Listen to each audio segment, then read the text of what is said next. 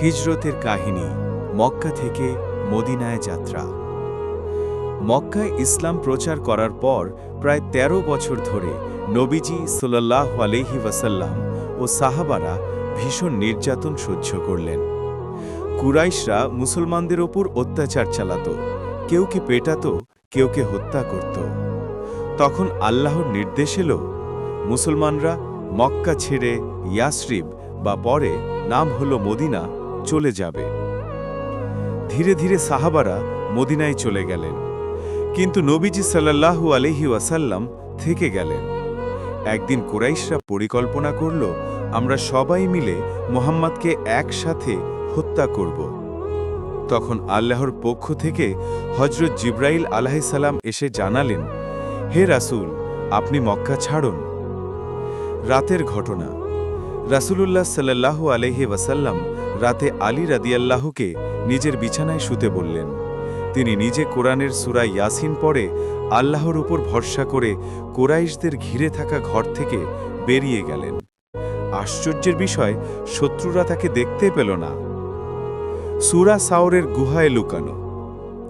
নবীজি তার প্রিয় সাহাবী আবু বকর রাদিয়াল্লাহুকে নিয়ে মদিনার পথে যাত্রা করলেন। পথে তারা সূরা সাওর নামে একটি গুহায় ৩ রাত লুকিয়েছিলেন। কুরাইশরা চারিদিক থেকে খুঁজতে লাগল, এমনকি গুহার সামনে পর্যন্ত চলে এলো।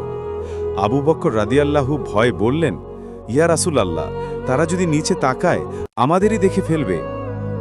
নবীজি শান্তভাবে বললেন, হে আবু বকর, ভয় পেও না, আল্লাহ আমাদের সাথে আছেন।